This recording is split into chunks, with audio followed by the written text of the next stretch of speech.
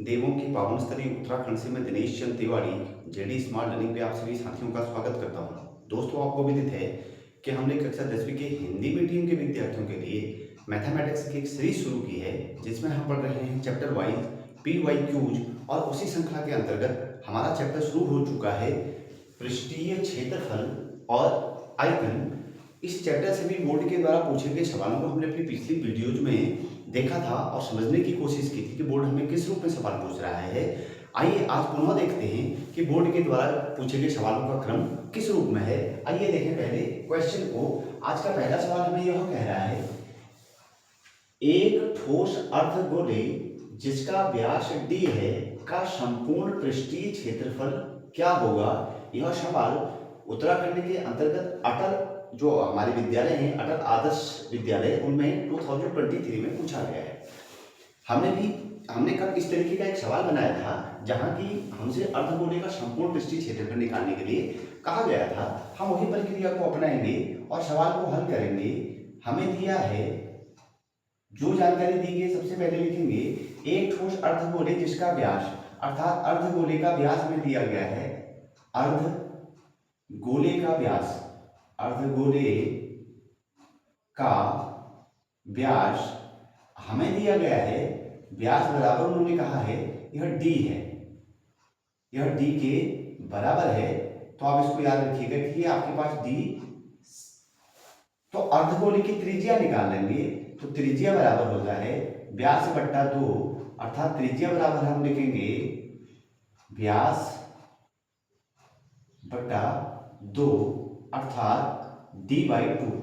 इसको लिखा जाएगा d/2। यह त्रिज्या r के बराबर होगी। अब आप जानते हैं कि संपूर्ण पृष्ठीय क्षेत्रफल क्या होता है। तो अर्धगोले का संपूर्ण पृष्ठीय क्षेत्रफल, अर्धगोले का संपूर्ण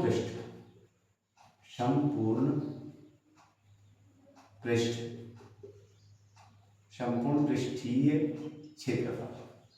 आपने कभी यह फॉर्मूला याद कर लिया था तो यह होता है 3πr²। मैंने कल भी कहा था, मैं पुनः दोहरा रहा हूं कि अर्धगोला हमारे पास इस रूप में होता है जहां हम लिखते हैं, ये देखिएगा ये अर्धगोला, तो इसके अंदर दो चीजें हम जोड़ के रखते हैं। एक को हम लिखते हैं अर्धगोले का संपूर्ण पृष्ठ। तो अर्धगोले का संपूर्ण पृष्ठ लिखा जाता है 2πr² और प्लस यहाँ जो वृत्त दिया गया है यानी वृत्त का क्षेत्रफल πr²। इन दोनों को हम आपस में जोड़ देते हैं तो यह 3πr² के बराबर हो जाता है। अब आप ध्यान रखेंगे कि अर्धगोले का संपूर्ण पृष्ठ 3πr² आपके पास है, तो वैल्यू पुट कर लेते हैं। 3 इंटू पाई तो पाई रहेगा और r की जगह आप रखेंगे d/2, क्योंकि आपने त्रिज्या निकाली थी d/2। इसका होल वर्ग कर दीजिए तो यह बराबर हो जाएगा 3 इंटू पाई 3π और d का स्क्वायर हो जाएगा d² और 2 का वर्ग हो जाएगा 4। तो यह लिखा जाएगा 3/4 पाई d²। यह आपके इस अर्धगोले का संपूर्ण पृष्ठीय क्षेत्रफल निकल के आएगा। चलिए दोस्तों, इसी श्रृंखला के अंदर दूसरा सवाल देखते हैं। एक शंकु तथा एक बेलन के आधार तथा ऊंचाइयां समान हैं। एक शंकु, आप जानते हैं कि शंकु किस रूप में होता है, तथा एक शंकु तथा बेलन के आधार तथा ऊंचाइयां समान हैं, उनके आयतनों का अनुपात होगा। यह सवाल 2013 में पूछा गया सवाल है। हल कर देते हैं। आप जानते हैं मैं दो छोटी छोटी आकृतियां बना रहा हूं। यह हमारे पास एक शंक्वाकार आकृति है, ध्यान दीजिएगा। तो यह इसकी त्रिज्या हो गया, यह इसकी ऊंचाई होगी। और आप बेलन को भी जानते हैं कि बेलन भी आपके पास किस रूप में होता है, यह एक बेलनाकार आकृति है। तो बेलनाकार आकृति का यह भाग यानी सेंटर से आधा भाग, ये इसकी त्रिज्या हो जाएगी और यह इसकी ऊंचाई हो जाएगी। अब जो उन्होंने कहा कि एक शंकु तथा एक बेलन के आधार तथा ऊंचाइयां समान है, अर्थात इनकी देखेंगे तो त्रिज्या और ऊंचाई आपस में बराबर है, तो हम यह कह सकते हैं कि माना शंकु और बेलन के आधार की त्रिज्या r, यहां लिख लेते हैं माना शंकु और बेलन की त्रिज्या r तथा ऊंचाई ऊंचाइयां कर देता हूं, ऊंचाइयां बराबर h के बराबर है, ये सेंटीमीटर के बराबर है। हमने मान लिया कि हमारे पास जो दोनों डायग्राम दिए गए हैं, यानी कहा जा रहा है हमसे कि शंकु के तथा बेलन के आधार तथा ऊंचाइयां समान है, तो दोनों के लिए हमने त्रिज्या को r मान लिया और इनकी ऊंचाई को h मान लिया। अब हम अगले स्टेप को उठा लेंगे, तो उन्होंने कहा कि उनके आयतनों का अनुपात क्या होगा। आप जानते हैं कि शंकु का आयतन, शंकु का आयतन, शंकु के आयतन का फॉर्मूला आपको ध्यान रखना हमेशा 1/3 पाई आर स्क्वायर एच के बराबर होता है। तो आप लिखेंगे, यहां लिख देता हूं 1/3 पाई आर स्क्वायर एच के बराबर। और ऐसे ही बेलन का आयतन, बेलन का आयतन बराबर आप लिखते हैं pi r square h, pi r square h के बराबर लिखते हैं। अब उन्होंने ये कहा कि आयतनों का अनुपात, अर्थात इनको अब हम आयतनों के अनुपात में लिख देंगे। तो हम लिखेंगे यहां शंकु का आयतन, और अनुपात को हम बट्टे के रूप में लिख देते हैं, बट्टे बेलन का आयतन, बेलन का आयतन। आप ध्यान रखते रहेंगे। अब आप देखिएगा जो फॉर्मूला आपके पास बन के आया था, आप जानते हैं कि शंकु का आयतन होता है 1/3 पाई आर स्क्वायर एच। तो लिख देते हैं यहां 1/3 पाई आर स्क्वायर और एच अपॉन डिवाइडेड बाई बेलन का आयतन हम कहते हैं कि पाई आर स्क्वायर एच है, तो पाई आर स्क्वायर एच। अब आप जानते हैं दोस्तों कि पाई आर स्क्वायर एच से पाई आर स्क्वायर एच तो कैंसिल हो जाएगा, तो हम इसको कैंसिल करा देते हैं और ये बचेगा आपके पास 1/3, अर्थात आप कहेंगे 1/3। तो 1 जो है ये शंकु का आयतन है और 3 जो है ये बेलन का आयतन है। तो इनका शंकु का अनुपात और बेलन का अनुपात आएगा आपके पास 1/3 के बराबर, यानी 1:3। ये आपके पास आंसर बन के आएगा। यह सवाल 2009 और 13 में पूछा गया है। रिपीट सवाल होते हैं, फॉर्मूला को साथ साथ में बनाते रहिए, याद हो जाएंगे। चलिए अगले सवाल पे आते हैं।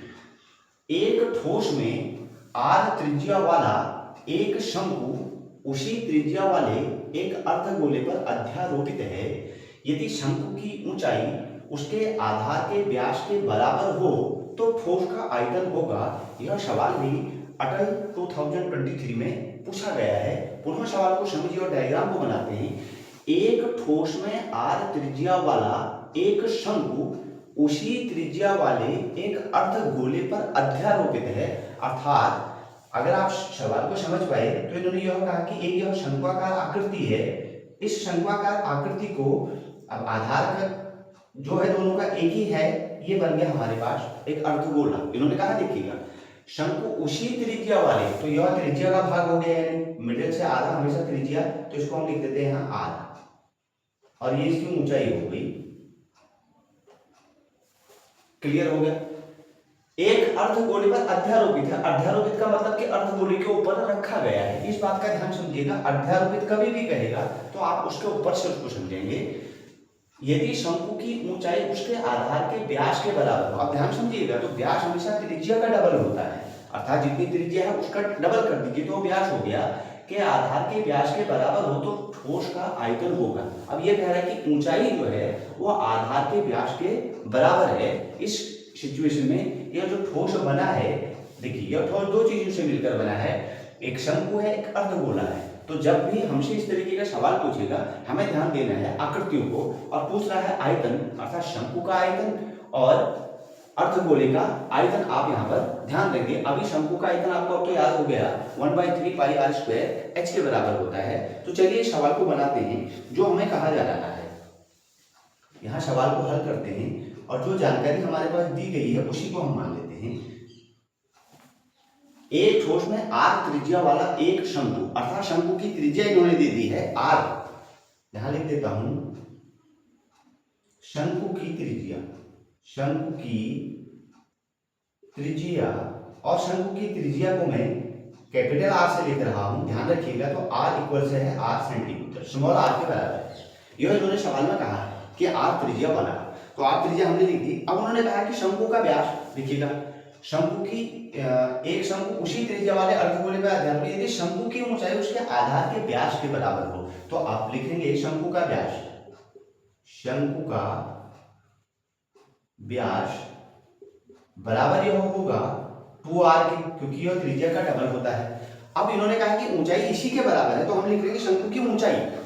यहां जो जानकारी है पूरी लिख लोगे तो आपको सवाल बनाने में आनंद आ जाएगा। शंकु की ऊंचाई, शंकु की ऊंचाई।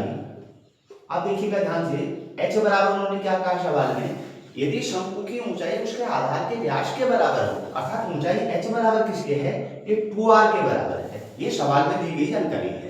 अगला स्टेप अब हम ले लेते हैं। उन्होंने ये कहा अर्धगोले पर और दोनों के लिए r एक समान है, तो अर्धगोले की त्रिज्या यहां लिख लेते हैं, अर्धगोले की त्रिज्या, अर्धगोले की त्रिज्या आर डैश, ऊपर मैंने देखिएगा कैपिटल का आर लिखा था, यहां मैं आर डैश लिख रहा हूं समझ के लिए। आर डैश बराबर भी कितनी है, आर के बराबर है। यह जो जानकारी हमें दी गई यह हमने नोट डाउन कर ली। अब उन्होंने कहा कि ठोस का आयतन क्या होगा, यह सेंटीमीटर होगा।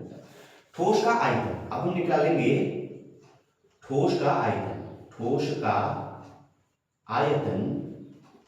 अब इस ठोस का आयतन जो होगा वो आपके सामने होगा। ठोस का आयतन दोस्तों आप देख रहे हैं कि ठोस किस किस से मिलकर बना है, शंकु से मिलकर बना है और अर्धगोले से मिलकर बना है। अब हम इसको चेक कर लेते हैं। ठोस का आयतन बराबर हम लिखेंगे शंकु का आयतन, शंकु का आयतन प्लस अर्धगोले का आयतन, अर्धगोले का आयतन, गोले का आयतन। बिल्कुल भी कंफ्यूज मत कीजिएगा, सवाल कट एंड क्लियर बताता है कि उसे क्या करना है। देखिएगा जब दोनों को मिलाकर लिख रहे हैं, आप जानते हैं कि जब भी हम दो चीजों को मिलाते हैं तो हम योग कर देते हैं, यहां हम योग कर देंगे। तो दोनों को मिला के कह रहा है तो दोनों को मिला के हमने योग कर दिया। शंकु का आयतन प्लस अर्धगोले का आयतन। शंकु का आयतन आप जानते हैं कि 1/3 पाई आर स्क्वायर एच है, तो हम लिखेंगे इसको 1/3 पाई आर को कैपिटल से दर्शा देता हूं, आर स्क्वायर एच प्लस अर्धगोले के लिए आप हमेशा 2/3 लिखते हैं क्योंकि वो गोले का जस्ट आधा होता है, तो 2/3 पाई आर क्यूब होता है। 2/3 पाई, यहां मैं आर डैश लिख रहा हूं, आर डैश क्यूब। ध्यान रखिएगा क्योंकि मैंने यहां आर डैश और आर अलग अलग लिखे हैं अपनी समझ के लिए, बाकी कोई डिफरेंस है नहीं। यहां तक क्लियर हो गया दोस्तों। अब जरा ध्यान दीजिएगा, हम जो वैल्यू हमारे पास आएगी उसको पुट करेंगे। 1/3 पाई की जगह पाई रखेंगे। अब देखो तो जरा आपके ने आर की जगह पर, त्रिज्या की जगह तो आप आर लिख देंगे, तो इसको आर का स्क्वायर बना दीजिए, स्मॉल आर का स्क्वायर। और इनटू एच इक्वल हमने बोला था कि शंकु की ऊंचाई व्यास के बराबर है, तो एच बराबर लिख देंगे हम 2r के बराबर, यानी एच है हमारे पास 2r प्लस 2/3 पाई की जगह पाई रखेंगे और आर की जगह स्मॉल आर का क्यूब कर देंगे। यहाँ भी चीजें क्लियर होती चली गई, जहां तक मैं समझ पा रहा हूँ। यहाँ मेरे दोस्तों को बातें समझ में आ रही होंगी। अब जरा गौर करें दोस्तों, यहाँ भी डिनोमिनेटर 3 है, यहाँ भी डिनोमिनेटर 3 है, तो 3 तो कॉमन हो गया हमारे दोनों के लिए। अब ध्यान रखिएगा, ये 2r और ये r, जब r और r की पावर है आपस में मल्टीप्लाई करेंगी।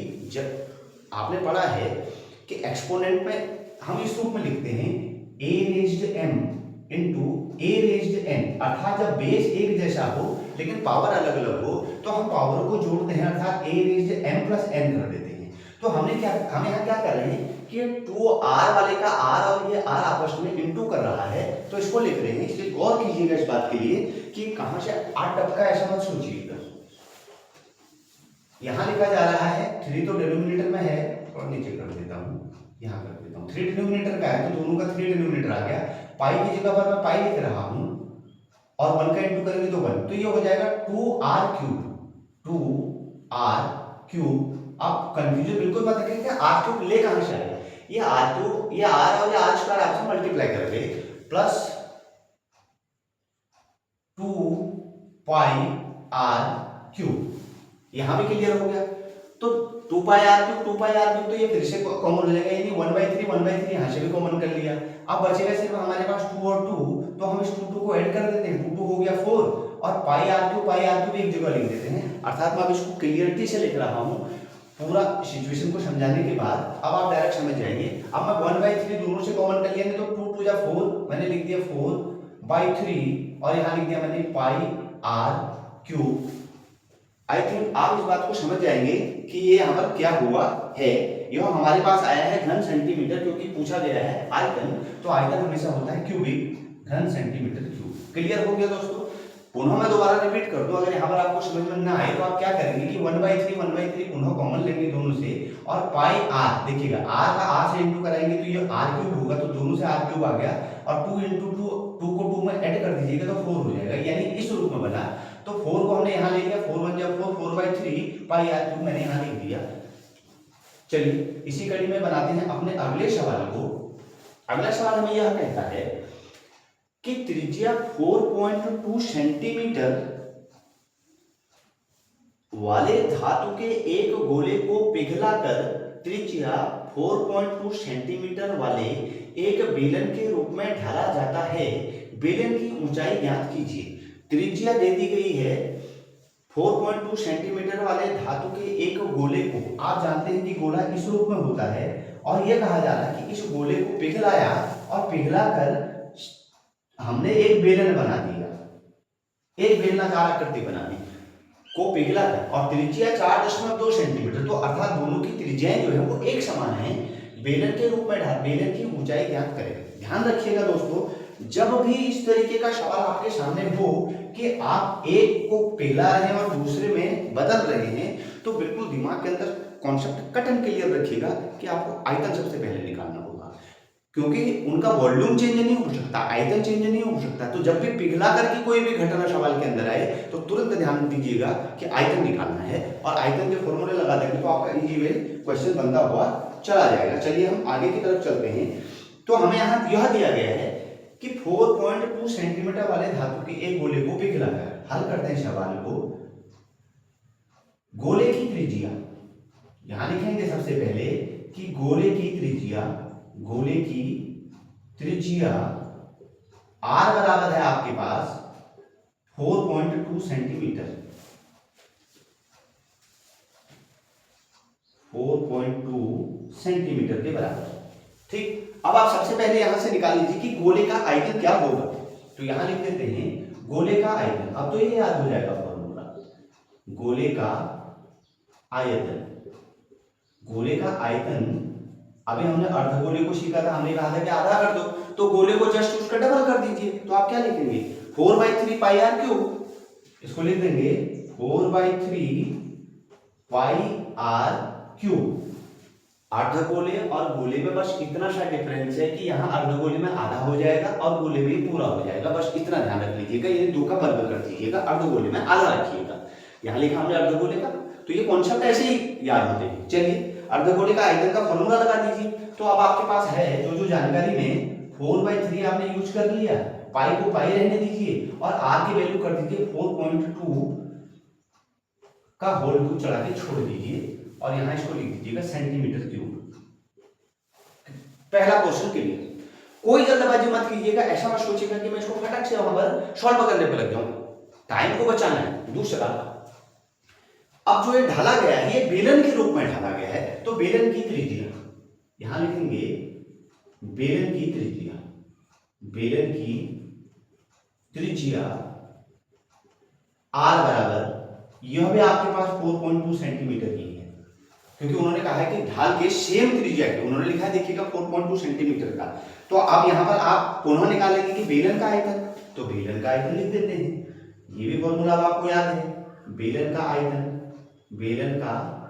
आयतन, अभी हमने बेलन का आयतन कहीं पर लिखा था, तो ढूंढते हैं कि बेलन का आयतन हमने कहां लिखा था। बेलन का आयतन पाई r² h, पुनः वैल्यू को पुट कर देते हैं, तो पाई को पाई लिख के छोड़ देते हैं और r की जगह लिख देते हैं 4.2 का वर्ग और इनटू h पूछा गया है, h निकालनी है।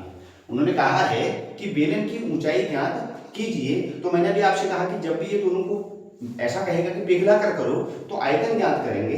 अब जैसा कहा कि गोले को पिघलाकर हमें बनाया क्या गया है, बेलन बनाया गया है, तो हम यह लिखेंगे कि बेलन का आयतन बराबर निकालेंगे शंकु, सॉरी दोनों जगह मैंने गलत लिख दिया, बेलन की जगह नहीं, ठीक है, यहाँ तो गोला ऊपर है, तो बेलन का आयतन बराबर लिखेंगे हम गोले का आयतन, अर्थात गोले को पिघलाकर, यहाँ लिख देता हूं प्रश्नानुसार, ATQ लिखता हूं शॉर्ट में, आप समझ जाएंगे कि अकॉर्डिंग टू क्वेश्चन है। गोले को पिघलाकर क्या बनाया गया है, बेलन बनाया गया है, तो लिख देते हैं गोले को पिघलाकर बेलन बनाया गया है, पिघलाकर बेलन बनाया। अर्थात अब आप यहां पर समझ गए होंगे कि बेलन का आयतन बराबर लिखा जाएगा, बेलन का आयतन बराबर लिखा जाएगा यह गोले का आयतन, उल्टा मत लिखिएगा, क्योंकि गोले को पिघला कर बेलन बनाएगा तो बेलन का आयतन जो होगा वो गोले के आयतन के बराबर होगा। तो लिख दीजिए जो अभी आपने निकाला पाई को पाई लिख दीजिए और 4.2 का होल स्क्वायर लिखिए और इनटू h लिखिए, बराबर लिखिए। जो दूसरा क्वेश्चन निकल के आया था वो निकल के आया था 4/3 पाई इनटू 4.2 का होल क्यूब, ये हमने निकाला था। आप गौर कर पुनः यहाँ गौर कीजिएगा, छोटी छोटी बातों को समझेंगे तो सवाल इजी में बनते चले जाएंगे। देखो जरा ध्यान से देखना, जब भी बराबर की पोर्शन में लिखा जाता है तो डिवाइड मांगता है, ये आप जानते हैं। तो सबसे पहले पाई कह रहे हैं कि मैं तुम्हारे बीच में नहीं रहूंगा, तो हम बोलेंगे जाइए आप हटिए। अगर आप 4.2 का स्क्वायर लिखा है आप और ये लिखा है 4.2 का क्यूब, अगर मैं इसके स्क्वायर यानी 4.2 इंटू 4.2 इंटू 4.2 दो बार लिखेंगे और इसको 3 बार लिखेंगे, अर्थात 2 हमने कैंसिल कर दिए तो यहाँ एक ही बचेगा फिर, क्योंकि हमने इससे इसके क्यूब के साथ में इसको कैंसिल कर दिया, एक 4.2 बचा हुआ है, ये याद रखिएगा। अब ये ऐसा लिखा जा रहा है h बराबर, क्योंकि यहाँ तो h ही निकालनी है, तो 4/3 इंटू 4.2, क्लियर। इस स्क्वायर से इसके दो स्क्वायर निकल गए, सिर्फ अकेला बचा 4.2, क्योंकि 3 बार लिखना था।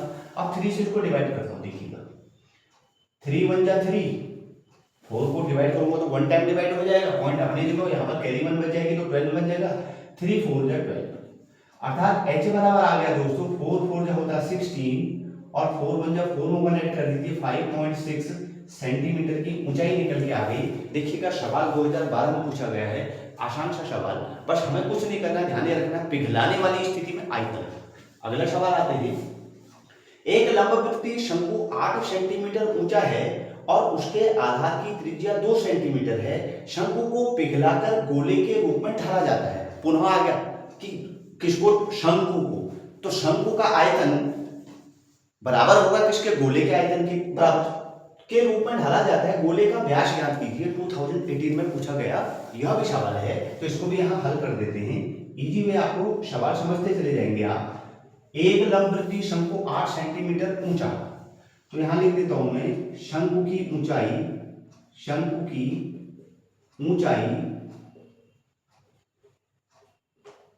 h बराबर है 8 सेंटीमीटर की और उसके आधार की त्रिज्या बराबर, यहां लिख रहा हूं मैं, त्रिज्या r बराबर है 2 सेंटीमीटर के। शंकु को पिघलाकर गोले के रूप में ढाला जाता है। अब यहां पर हम ध्यान देंगे कि शंकु को पिघलाया गया है और किसमें ढाला गया है, गोले के रूप में ढाला जाता है। तो देखिएगा शंकु का आयतन और गोले का आयतन, अर्थात गोले का आयतन बराबर लिखेंगे अब की बार, चलिए गोले की त्रिज्या भी यही रहेगी, याद रखिए गोले की त्रिज्या से नहीं, कुछ हमसे व्यास पूछा गया, त्रिज्या का तो कोई मतलब ही नहीं है। तो हम यहां लिखते हैं गोले का आयतन बराबर होगा शंकु के आयतन के बराबर, ठीक। अब आप देखेंगे कि गोले का आयतन, अभी आपने लिखा था कि गोले का आयतन क्या होता है, तो गोले का आयतन हम लिखते हैं 4/3 पाई r क्यूब बराबर होगा शंकु के आयतन तो शंकु का आयतन अभी हमने कहीं पर फॉर्मूला बनाया था 1/3 pi r square h, 1/3 pi r square h. यह हमने अपनी जो जानकारियां हमारे पास थी उन जानकारियों को हमने नोट डाउन कर लिया है। अब हम अपने नेक्स्ट पॉइंट की तरफ चलते हैं और हमारा नेक्स्ट पॉइंट हमें यह कहेगा कि जो रिमेनिंग पार्ट है उसको हम एक किनारे में ले लेंगे और जो बच जाएगा उसको हम सॉल्व कर लेंगे। तो चलिए इसी कड़ी को आगे बढ़ा देते हैं और समझते हैं कि ये सवाल अब हमसे किस रूप में बनाया जाएगा। गौर करें 4/3 और 1/3 अगर हम इसको डिवाइड के पोर्शन में लेके आ जाए तो एक पोर्शन तो हमारा कैंसिल आउट हो जाएगा। यहां मैं इस r को जरा बदल देता हूं दोस्तों, यहां r कैपिटल कर देता हूं, नहीं तो ये कैंसिल हो जाएंगे यहां पर, इसलिए ध्यान दीजिएगा कि मैं इसको r स्क्वायर कर देता हूं ताकि वो कैंसिल आउट ना हो। 4/3 ये इक्वल्स के पोर्शन में है तो ये 3 और 3 चले गए, ये पाई और ये पाई भी चले गए, बचेंगे हमारे पास 4r³ equals r square h, 4r³ equals r square h। ये हमारे पास बचा हुआ पोर्शन है। तो r की वैल्यू हम जानते हैं कि त्रिज्या हमारे पास उन्होंने दे रखी है 2 सेंटीमीटर की है, तो वहां 2 रख लेंगे, यहां लिखेंगे 4r³ इक्वल्स 2 का स्क्वायर इंटू h। तो ये 2 2 जा 4, h की जगह पर अब हमारे को 8 रखना है, तो यहां रखेंगे 8। तो ये 4r³ इक्वल से बन जाएगा 2 2 जा 4 और 4 8 जा 32 के बराबर बनेगा। तो r³ बराबर बनाते हैं इसको, देखिएगा r³ इक्वल्स हो जाएगा 32 डिवाइडेड बाय 4, 4 8 जा 32। r³ की जगह पर आपके पास आ गया 8 और आप जानते हैं कि 8 क्यूब किसका होता है, तो ये 2 का क्यूब होता है, तो इसलिए मैं यहां लिख देता हूं r इक्वल्स लिख देता हूं इसको 2। ये 2 सेंटीमीटर आ गया आपके पास क्या r आ गया। उन्होंने पूछा कि गोले का व्यास क्या होगा, तो गोले का व्यास हमेशा आप जानते हैं कि त्रिज्या का डबल होता है, तो व्यास बराबर लिखा जाएगा, व्यास बराबर लिखा जाएगा त्रिज्या गुणा 2 अर्थात 2 गुणा 2 बराबर हो जाएगा ये 4 सेंटीमीटर के। ध्यान रखिएगा दोस्तों, सवाल को पिघलाकर कभी भी कहेगा, आयतनों का ध्यान देंगे, छोटे छोटे फॉर्मूला को बार बार रिवाइज करते रहेंगे, प्रीवियस में पूछे गए बोर्ड के सवालों को देखते रहेंगे। बहुत निकट अब आपका पेपर आ रहा है, तो लगातार अपनी तैयारी को मजबूती दीजिए, खूब मन लगा के पढ़ते रहिए। चैनल पे आके चैनल को लाइक कीजिए, सब्सक्राइब कीजिए, शेयर कीजिए। Thank you very much.